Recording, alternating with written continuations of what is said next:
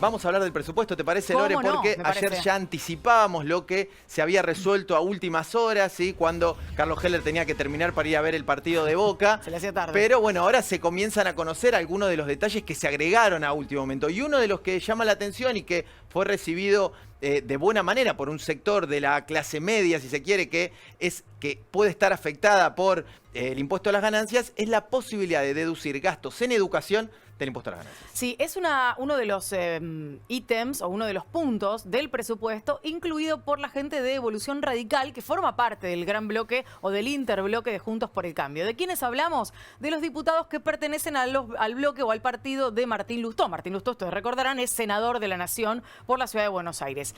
Esos diputados presentaron un proyecto que ya venían presentándolo como proyecto de ley hacía un largo tiempo y fue incluido en el dictamen de comisión. ¿Para qué?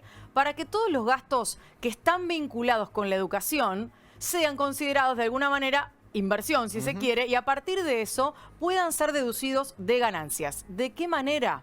Hasta un 40% del valor o del monto de ganancias que paga un trabajador en relación de dependencias que paga ese impuesto. Claro. ¿Y qué incluye esto? Porque hoy se decía, Javi, muy livianamente, bueno, las cuotas de los colegios. Privados. La realidad es que no es solamente las cuotas de los colegios privados, que también se van a poder deducir. Por ejemplo, si tenés a tus hijos que van a una escuela pública, pero pagan idiomas por fuera, porque no lo tienen dentro de la currícula del colegio, o que pagan, por ejemplo, no sé, otro tipo de preparación que tiene que ver con la educación. También lo podés hacer, también podés deducirlo. Entre otras cosas, libros, todo lo que esté vinculado con la formación, todo lo que sean herramientas educativas, se van a poder deducir de ganancias. Habrá que ver, por supuesto, cómo queda la letra chica. Habrá que ver, efectivamente, si esta inclusión dentro del dictamen termina siendo aprobado por diputados. Pero para comenzar a discutir estas cuestiones del presupuesto, algunas modificaciones más que vamos a ir comentándoles a lo largo de este programa. Estamos en comunicación con Guillermo Poch,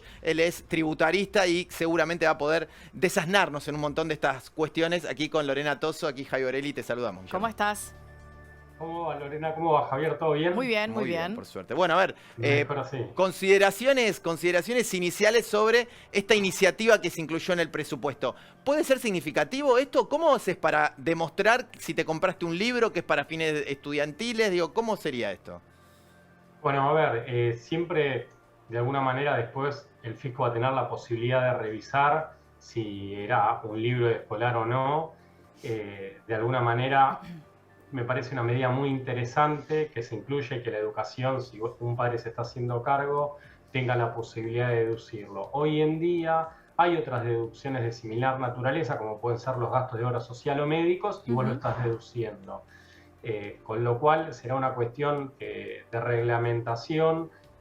Si vos estás leyendo una novela que no tiene nada que ver con la educación, claramente eso el fisco lo podría corregir. Puede ser de que tal vez por algún régimen de información que pueda solicitar el fisco o algún relevamiento que hagan, que después eso quede establecido cuando vos lo cargues en el CIRADIF para el caso de los empleados en relación de dependencia.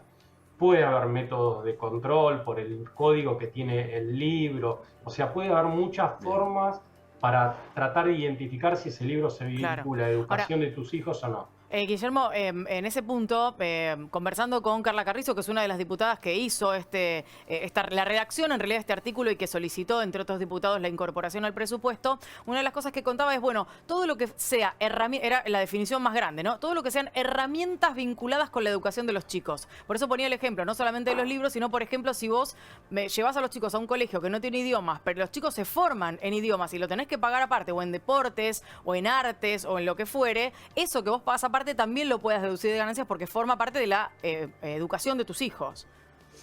Sí, es por eso. O sea, me parece que todo lo que esté vinculado con la educación, en el fondo sirve y lo veo muy loable que eso suceda a veces, porque en el fondo cuando uno está hablando de un impuesto a la renta, que el salario quede comprendido, es algo que puede, viste, ser observable. O sea, y sobre todo en los montos que estamos hablando hoy en día.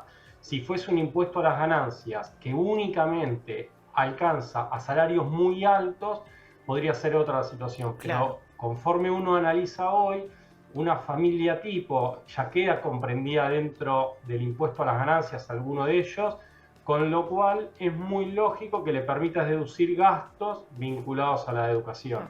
Está muy bien. Bien. Guillermo, otro de los puntos que hoy estuvieron haciendo ruido, de los que se incluyeron en el presupuesto, tiene que ver con la posibilidad de quitar esa exención que tienen del pago de los impuestos a las ganancias los jueces, los magistrados, digo, distintas personas que tienen un régimen especial dentro del Poder Judicial.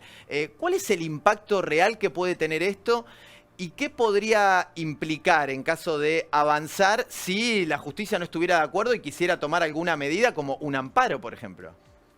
Bueno, ya hoy en día hay un antecedente, hay una acordada en donde se hablaba de la intangibilidad, o sea, en definitiva, de los salarios de los jueces. Sí. Después, en el 2017, se introduce una modificación y los jueces, de alguna manera que comenzaban su actividad judicial, pasaban a estar grabados en el impuesto a las ganancias.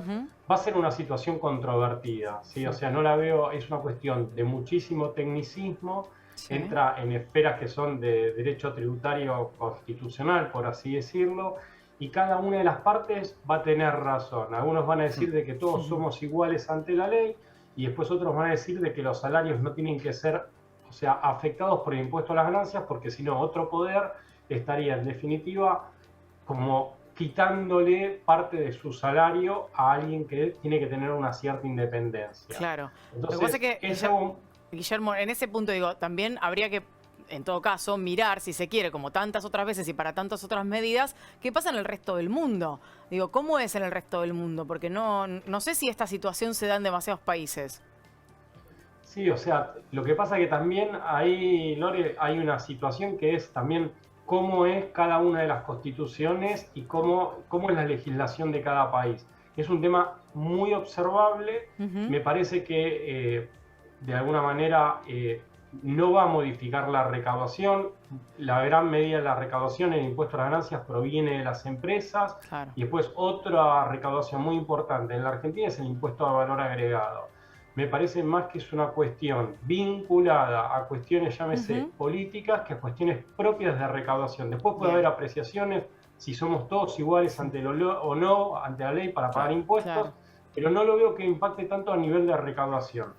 Guillermo, hay una cuestión más, digo, entre las que se anduvieron barajando y que la oposición estaba muy interesada en incluir, que era una especie de cláusula gatillo en caso de que las previsiones de inflación fueran cortas. Quiero decir, que la inflación sea mayor que lo que había previsto Massa, que es un 60% anual, y que eso implicaba para septiembre fijarse cómo venía. Si ya habíamos superado la inflación, bueno, entonces que se vuelva a mandar una adenda para redistribuir, digamos, el ingreso también que puede haber llegado en una de esas por la recaudación, justamente, y que es más plata para el presupuesto. Creo que esta es la primera vez que se incluye. ¿Cómo evalúas esta decisión?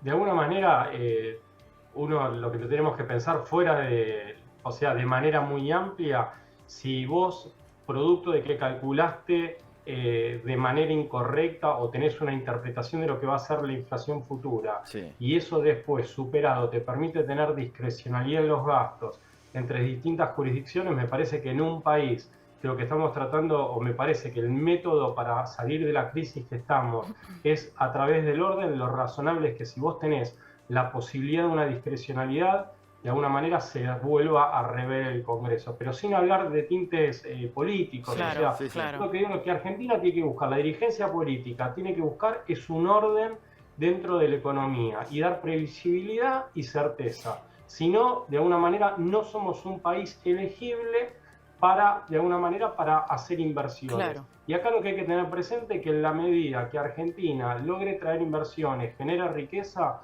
va a poder mantener el nivel de gastos a nivel estatal que tiene. Entonces hay que pensar cómo la dirigencia política gana de manera amplia, no un partido gana, el otro pierde, sino cómo en definitiva todos terminan ganando. Guillermo, pareciera que en este punto en particular hay un poco de eso. Digo, la sensación que queda de la negociación es que Sergio Massa decidió escuchar las propuestas que tenía la oposición para hacerle al respecto, aceptar que se incluyeran dentro de ese dictamen del presupuesto 2023 y por otro lado uno también escucha a otros diputados, hoy creo que fue Diego Santilli que salía por allí a decir, bueno, el presupuesto puede ser un buen presupuesto si efectivamente se escucha lo que la oposición tiene para decir. ¿Pensás que es un punto ganado en ese sentido? Digo, más allá de la posibilidad de ser previsible o no, porque esto en realidad lo que está haciendo es emparchar un tema que es la inflación y que por ahora no tiene una solución concreta.